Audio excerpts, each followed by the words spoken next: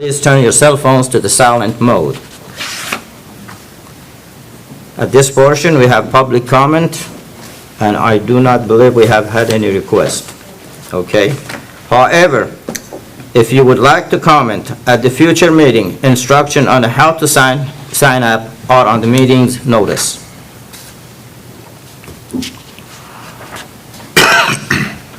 At this time, we are in a consent agenda. This portion of meeting will be discussed for discussion only. No action will be taken for those items. Okay? Board meeting minutes first. Any comments or any questions? Okay. Item B, business office report. Ms. Lisa Barbrek, Chief Financial Officer. Good afternoon, President Neriman, board members, Dr. Trujillo. So I would like to begin with the budget amendments, which you will find on page 19. These budget amendments will be the final budget amendments for this school year. And item A, we are budgeting funds received for athletic facility rentals. So we are increasing our revenue and increasing the expenses associated with the cost of renting out those facilities. Item B, we are budgeting funds received for lost and/or damaged student devices, $1,338, so increasing revenue as well as the expense. Item C, move funds slated to be moved to local capital projects fund in order to cover flood damage cost and wind damage to lights. So we have, in a previous board meeting, you approved about $12 million to be moved to the fund. I am holding back $2.2 million to cover the damages we received because of the flood and the wind, and until we know exactly what we're going to get from insurance. So at this point, we don't know what the insurance is going to pay? No, we don't.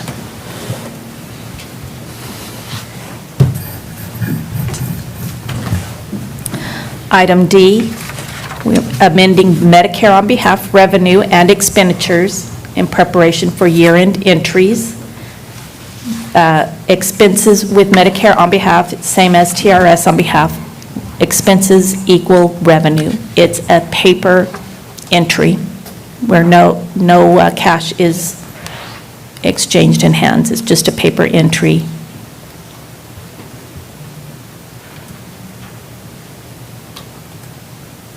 Item E, amend local and state budgeted revenues to reflect closer to our actual receipts.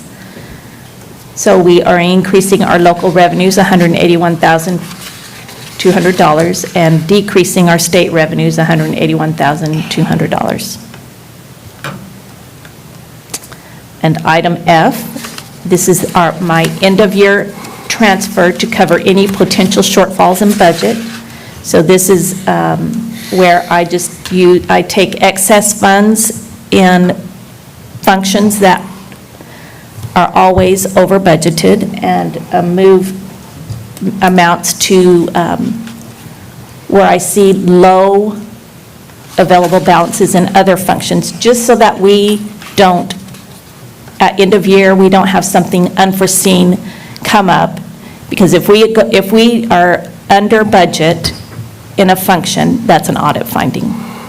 So this is just to cover any potential shortfalls. So it's not really designated for one particular item, it's just extra money for them if they need it? Yeah, yes. I don't expect anything to happen, but I want to be prepared. Thank you.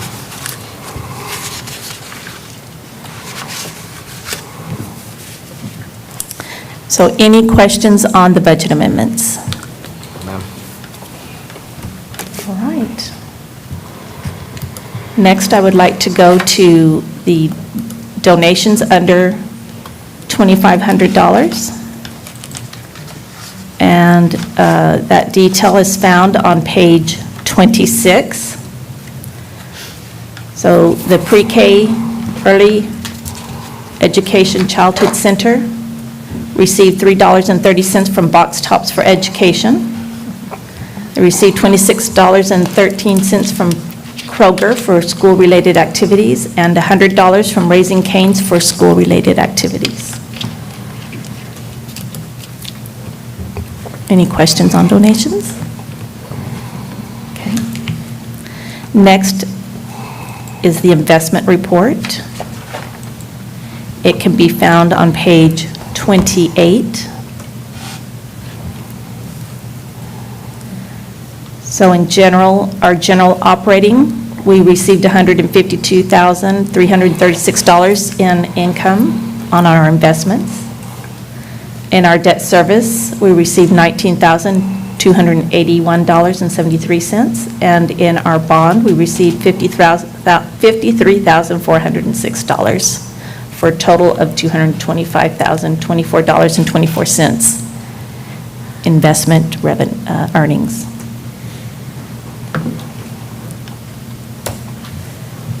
Any questions on investments? All right, and if you have any other questions on any of the other reports, I will be glad to take them now.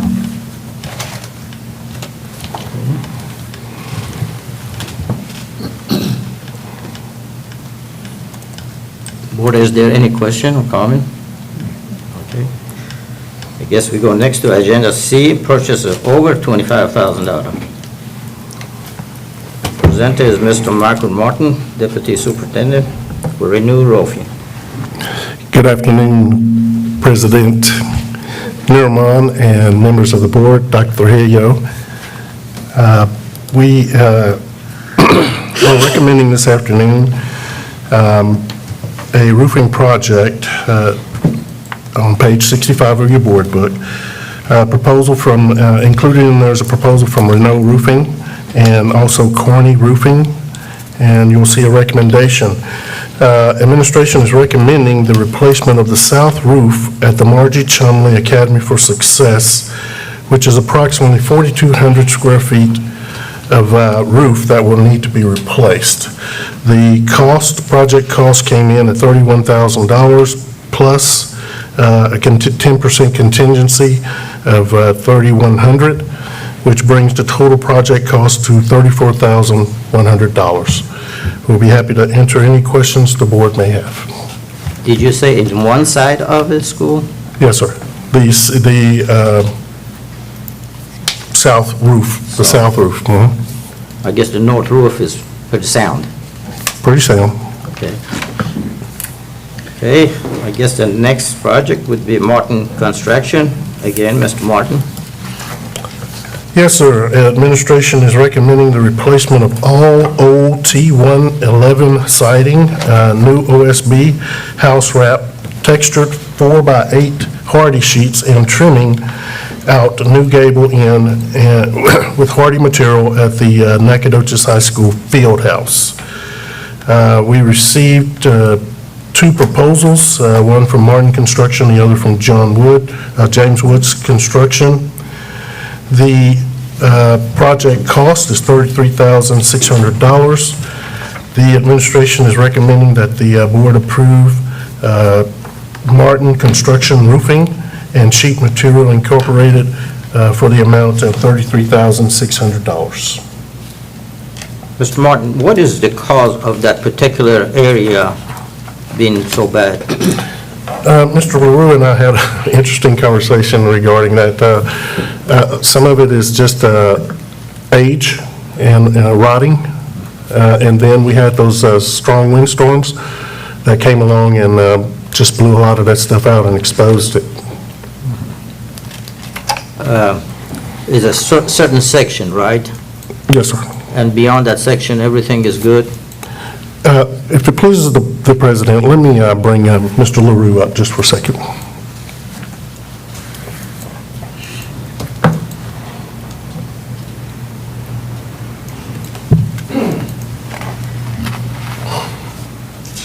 Good afternoon, President Nirman, board members, and superintendent. We will be replacing all the fascia and soffit all the way around that building. Much of it was T111. It had gotten, I guess rotten is the technical term. Big windstorm came along and flew by and sucked it all down. So, not all, a great many sheets came down. So, Just for my knowledge, is it right above the air-conditioned units? yeah, it's one area that's bad. When it gets wet, there is no sunshine over there. No. Okay, thank you. I just wanted to say, I think it's good that we're using local people. Renault put a roof on my house, and when his crew left, they actually worked on Thanksgiving morning. Wow. Make money when you can, because it's gonna rain. Anyway, he came and checked my house and walked the roof and drove in a few nails here and there, or fixed a few things. These people have a good reputation, and we're supporting our local industry. I think that's wonderful.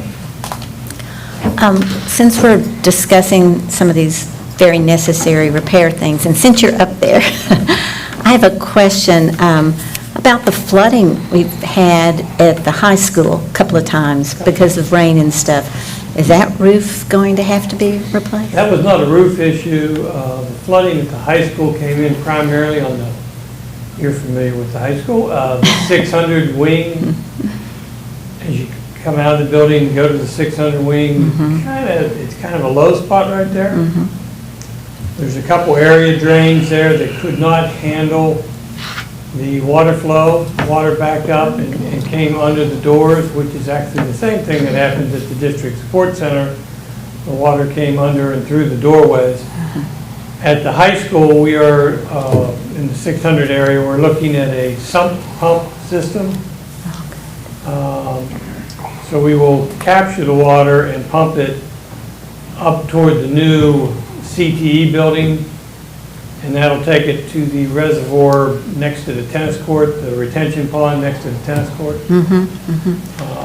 And we hope that with some pumps, we can prevent the water from raising that high.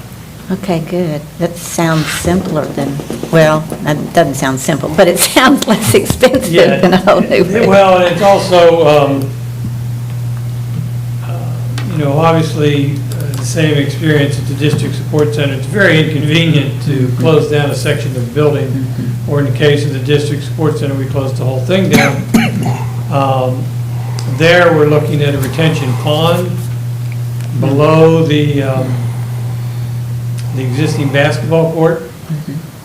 There actually used to be a swimming pool there, for those of you who've been around for a long time, when it was the Burke Center in a team facility.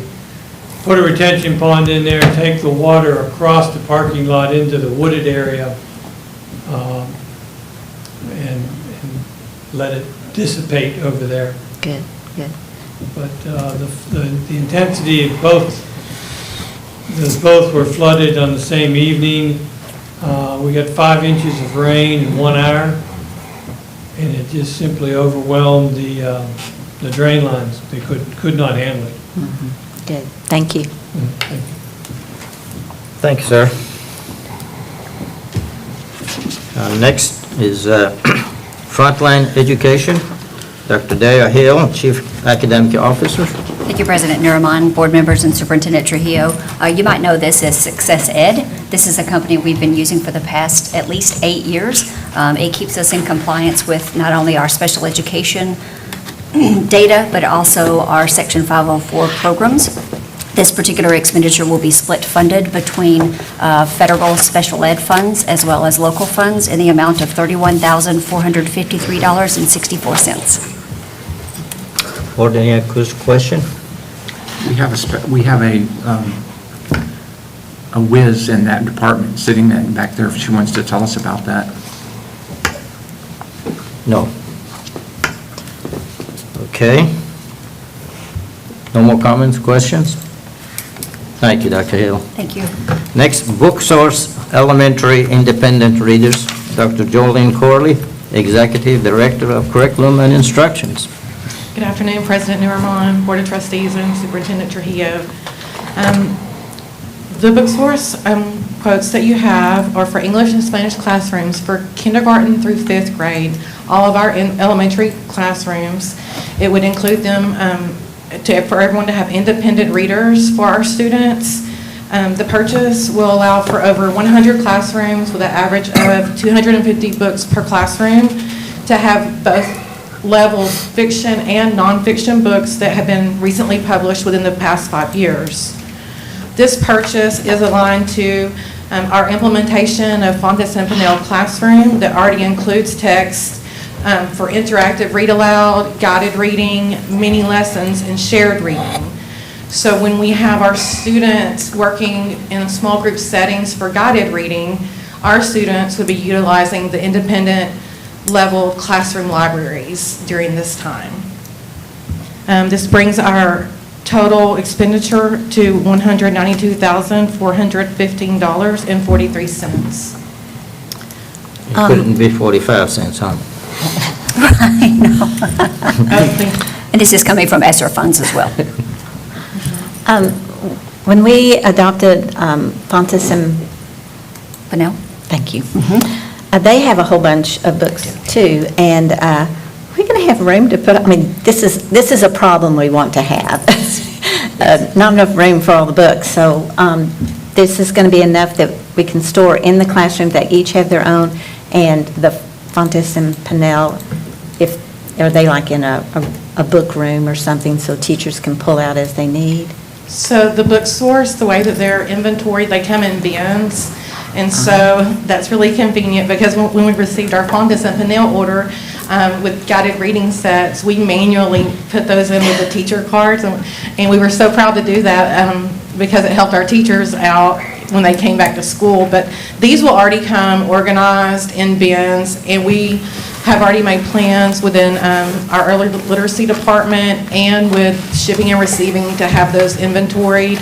They'll be scanned into the classrooms at the beginning of the school year, and then they'll be scanned back out to the campus textbook coordinator at the end of the school year. So it's really going to allow us for consistency across elementary campuses, because prior to this, an independent reading library may have been a campus level purchase, or it may have been simply what the teacher classroom library books consisted of. And so we're excited to keep that alignment piece there for our students in literacy.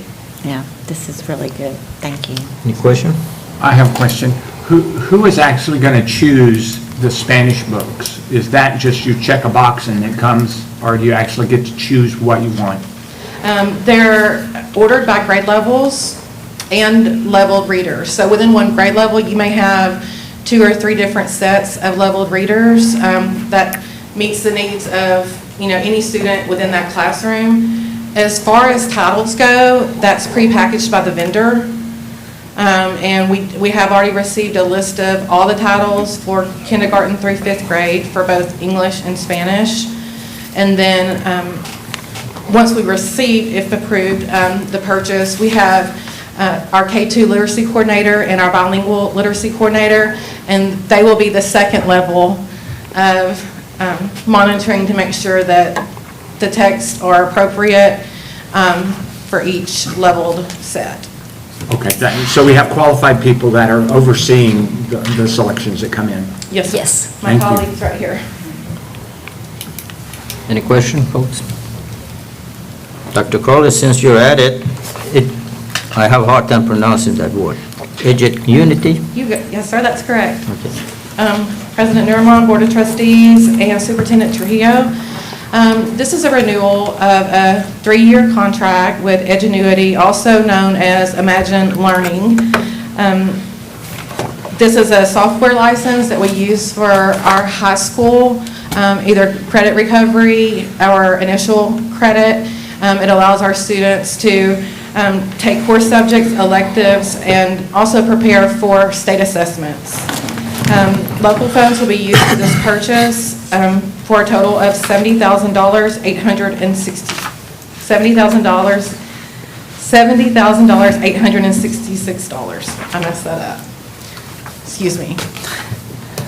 You did well. Folks, any have comments or questions?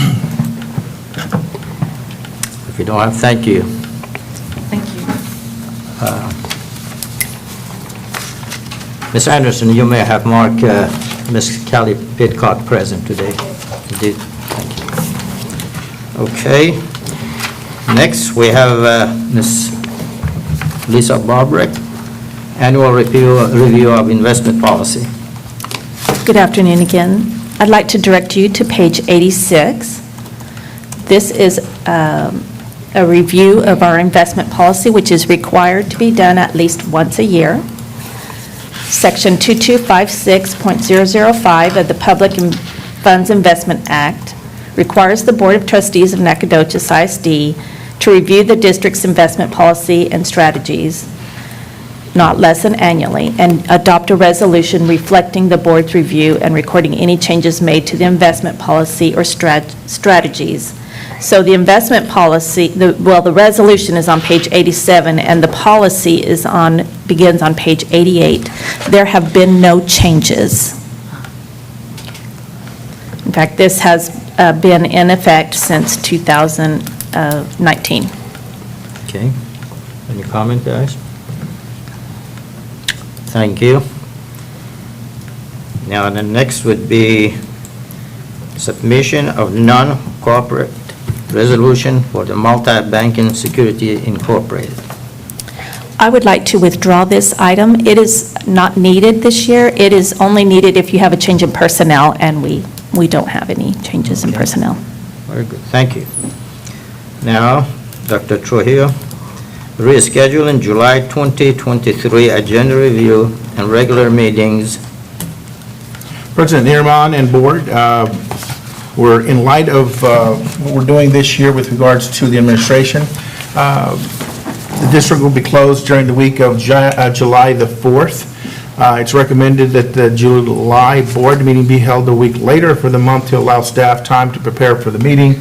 So the new proposed date would be agenda review would occur on Monday, July 24th at noon, and the regular meeting would happen later that week on Thursday, July 27th at 5 p.m. Entertain any questions you might have on that recommendation. Thank you, sir.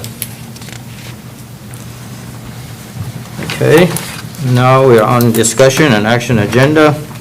We have one item on discussion and action portion of the agenda today, which is consideration of adoption of the 2023-2024 budget.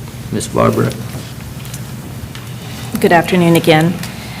In your board packet, we have a 33-page document.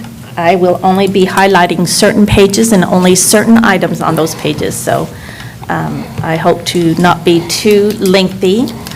But in the board book, it starts on page 96. And I would like to direct you first to page 98. This page shows our historical tax rates. And for 2024, this is just an estimated tax rate. TEA will calculate our rate in August, and then we will have 10 days to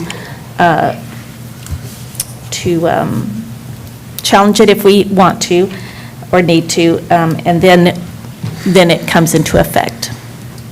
So TEA has been mandating lowering our tax rate every year, compressing the tax rate as a savings to our property owners. So that's why you see that to continue to decline. And our debt service rate is remaining the same.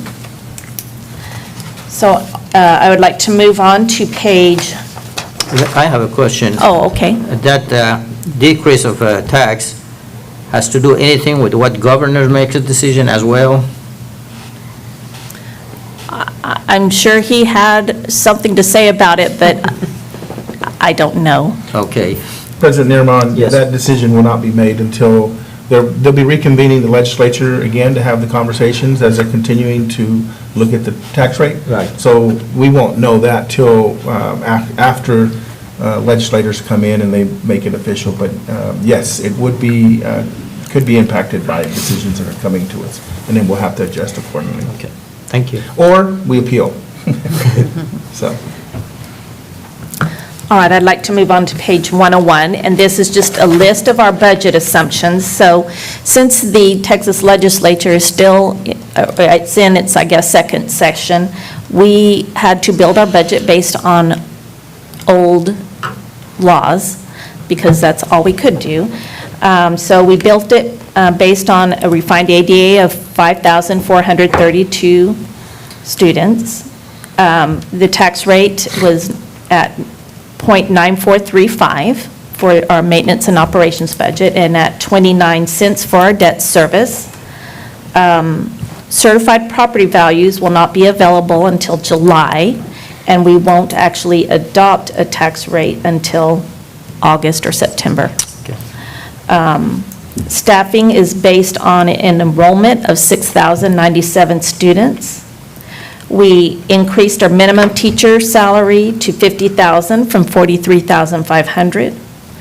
The teachers, nurses, librarians, and counselors, their raises ranged from 4% to 15.45%, and everyone else received a flat 4% increase. Next, I would like to move on to page 103.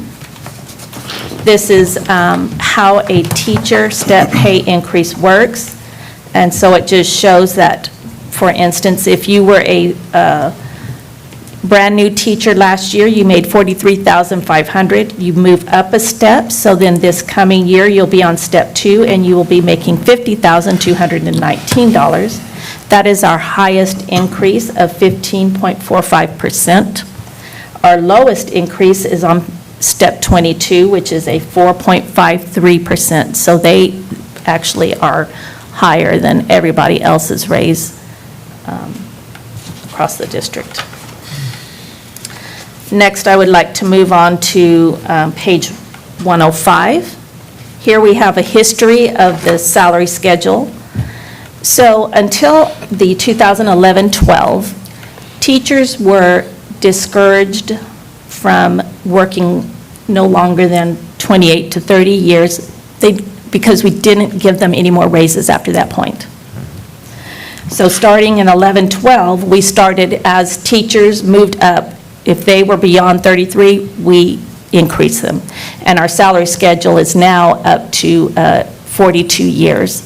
And if someone moves on beyond that, we do increase, we add a step to our salary schedule.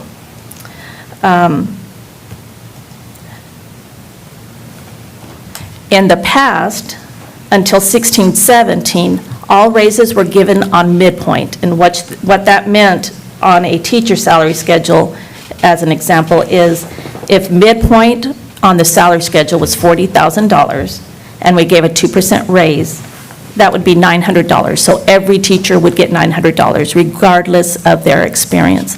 So that type of a raise favors the inexperienced teacher over the experienced teacher. But in 16-17, we started giving flat rates, which favors your more experienced teacher. But it elongates the salary schedule, and it neglects your minimum salary. So in 13-14, the teacher starting salary was $38,500. In 22-23, it was $43,500. So over this 11-year period, it only increased by $5,000, which is 13%. But looking at our maximum salary, in 13-14, it was $54,940. In 22-23, it was $69,661. Over this 11-year period, it increased by $15,221, which is 26% increase. So you can see there that we have been taking care of our more senior while neglecting our minimum salary. So now, in 23-24, we raised our minimum salary to $50,000, which is $11,500 increase, a 29% increase over that 12-year period now. And our maximum salary is now at $72,450. This is a $17,510 increase, 31% increase since 13-14. So we've taken care of our minimum salary by doing this, but we have not, we still taking care of our seniors, and we will continue to take care of our more senior teachers because they will continue to get a flat percent increase over the years.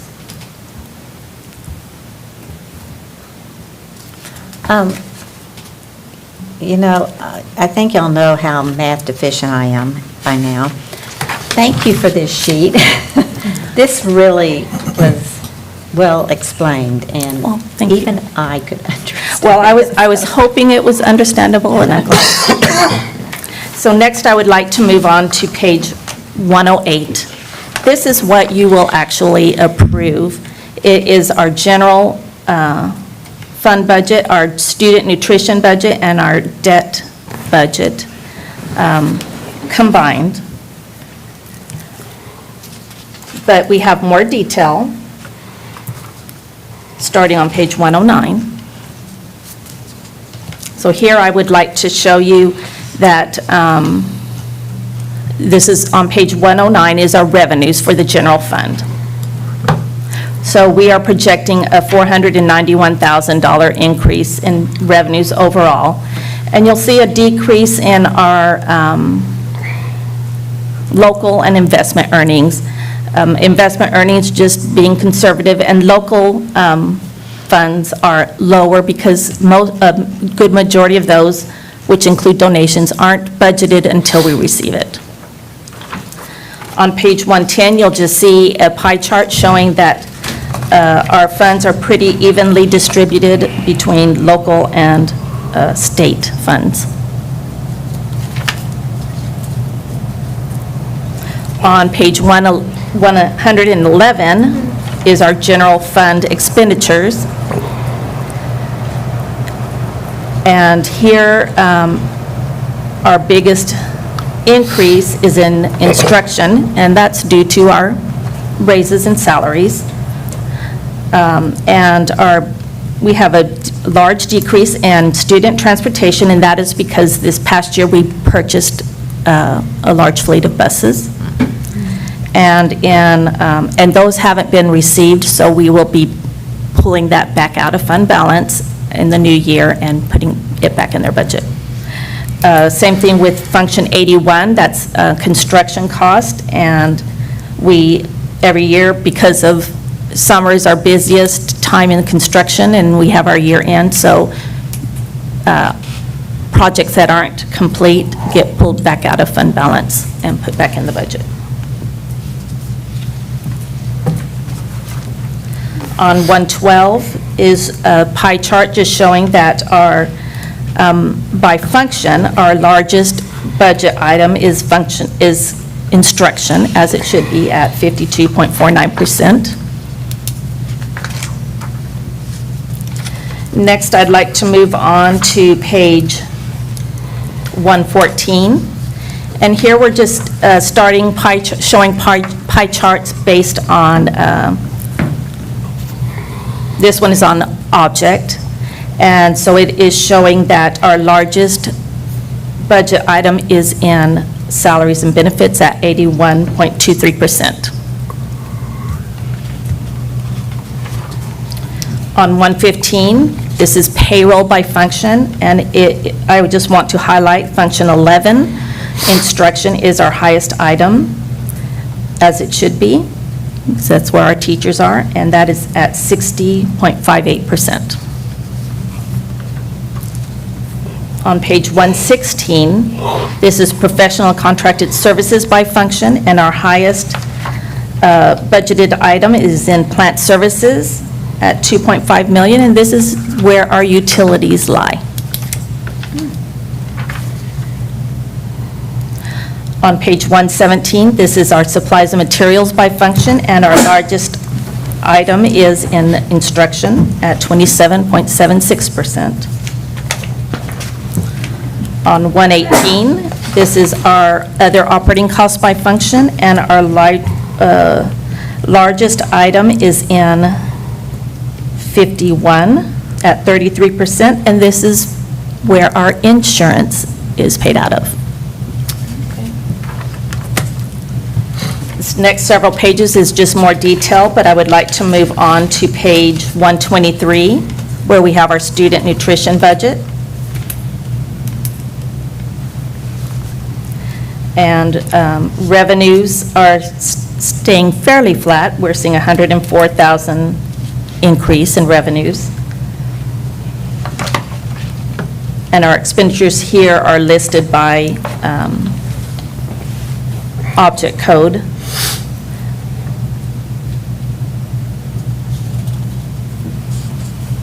And we're actually projecting a decrease in fund balance.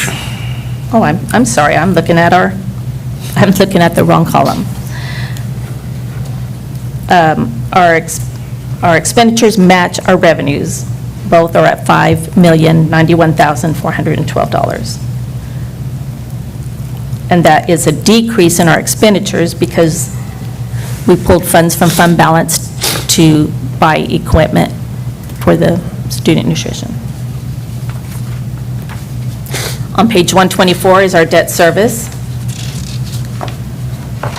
Here, our revenues are projected to be at $7.5 million, a slight decrease of $237,000. And expenditures are at $7,012,000. And this actually shows a growth in fund balance of $541,000 for and the projected ending fund balance of $5.9 million. And that concludes my presentation, unless you have some questions.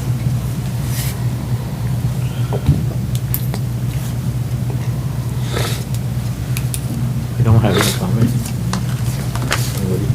Anybody have a question? I just wonder, sometimes we increase the salaries of teachers, then IRS say, okay, it's my turn to take some off. Of course they do. Or insurance. Thank you. Okay. The board will now conduct an executive closed session to discuss items posted on our agenda pursuant to the following provision of the Texas Open Meeting Act. Code sections 551.071, 551.072, 551.074, and 551.129. No voting will take place in the closed meeting. Any action the board wishes to take as the result of discussions in the closed session will take place after the board reconvenes in open session. It's now time 12:39.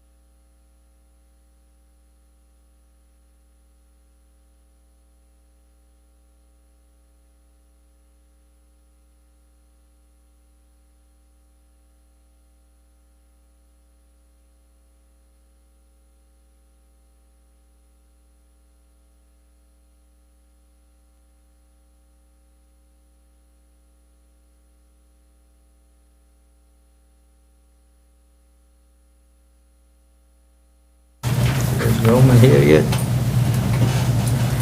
Not Roman, Callie's, probably Callie's. Kelly and Roman, wait.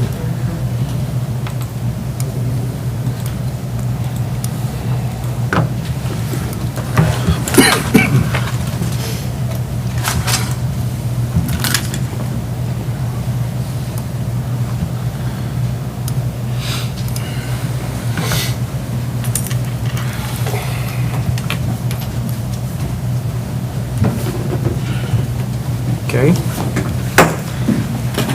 The board is now reconvening in open session, and time is 1:30. Okay. Board members, do you all have any question for future agenda? Comment? If you don't, I seek a motion. I wanted to say one thing. Yes. For the teachers who are relax, and for the teachers who are teaching summer school over at Carpenter, we have the Rotary Mobile Library to give away free books, 11 to 12, on Tuesdays and Wednesdays. So wherever you have children in this city, take them to Carpenter, they get a free meal if they're 18 or under, and they can get a free book or two. So we really love the Rotary and Ed Poole and all the other people that volunteer with that. That's a really good thing for us. Thank you. Now I seek a motion to adjourn. I'd like to make a motion that we adjourn. Second. Motion carries. All in favor of, say aye. Aye. Okay. Motion carries. Thank you.